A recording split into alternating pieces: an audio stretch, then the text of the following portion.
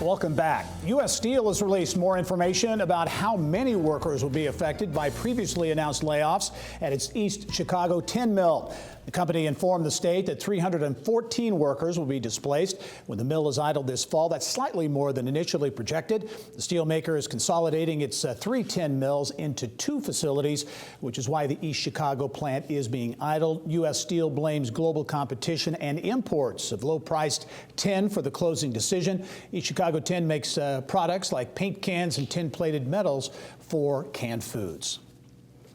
Well, for now, it's just a vision, but officials at Indiana State University are daring to dream to see what could be for ISU athletics facilities.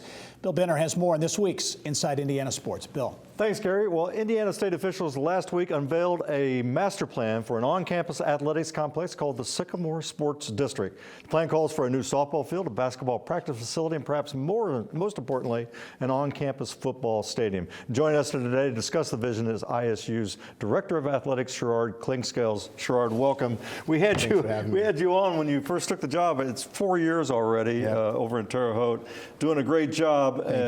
Thanks for being on. And for people who don't know, he's a local guy from Brebeuf and Purdue. So this master plan, Indiana State looking down the road, how did this all come about? Well, Dr. Curtis and Diane McKee, our CFO, I told them we have to be aspirational. We have to have something that we can look at as a university, as a community that we can all strive for. And so that's kind of how it came to fruition. They supported me, and we had a group from Texas come in to put it in play. And this sports district, I believe it's along First Avenue. That is correct. Right in downtown, right next to the campus in downtown Terre Haute. Let's talk first of all about football, because we mentioned in the opening, you have an off-campus facility. Now it's been there many years, Memorial Stadium. That's not out of play, but you're also looking at the possibility of a new stadium within the sports district. Well, there's so much talk about on-campus facility, and I think everyone would like to see that. And while Memorial is a wonderful place, I think it's good to have 2 options to be able to show people what those look like.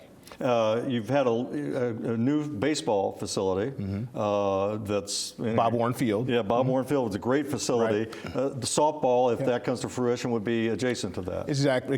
The softball field right now is in front of the Health and Human Services building, and to bring it over, there's land there to integrate those 2, to have shared space, locker rooms, facilities. It just makes sense to be able to bring it across the street there to work with baseball. And then a practice facility. Of course, the Sycamores play their home games now at the Holman Center, but a practice facility for basketball. Yeah, right now our teams share the arena area, so to be able to have a practice facility for men's and women's basketball is a game changer for us. What would this mean, again, and especially I kind of identify with the on-campus football, but what could this mean for the campus itself, Sherard? Well, just a communal feeling. To be able to bring football on campus obviously has a lot of good things that can bring the university, the campus, the students together. But the big thing with that is just, parking is just going to be a challenge. Where we're at now is wonderful. The kids right now, the students take buses out there and things like that. But to bring a football campus on stadium, to me, would kind of be the icing on the cake for the Sycamore Athletic District. Okay, you've got the plan. Of course, the next question would be, well, okay, you got the plan. How do you pay for it? What's kind of the vision there, Sherard? Well, first you have to have a vision, but obviously it's going to come through philanthropic efforts and sponsorships. In the state of Indiana, we cannot use any state monies to build athletic facilities. So we're going to have to get together and put together a plan at some point in time to be able to raise the money for these facilities. And we should mention that Holman Center, the home of the basketball Sycamores, has been undergoing a facelift. How's that doing? It's come along really well. We're really excited about it. We'll still be having our season there, but hopefully this time next year it'll be almost done. Life in the Missouri Valley Conference is good? Yeah, it's really good. Our football team right now is 3-3. We have a big game this weekend against South Dakota State, and just things are trending in the right direction. Well, we certainly applaud your vision. The Terre Haute downtown has made significant improvements, and I think this would really add to it. Absolutely, absolutely. Again, to have an athletic district like this, to me, separates us from a lot of our peers in the conference and really sets us apart and puts us on a trajectory where we want to go to. All right. Well, Sherard Clinkscales from the athletic director at Indiana State. Thanks for being on the program. Thanks for making the trip from Terre Haute.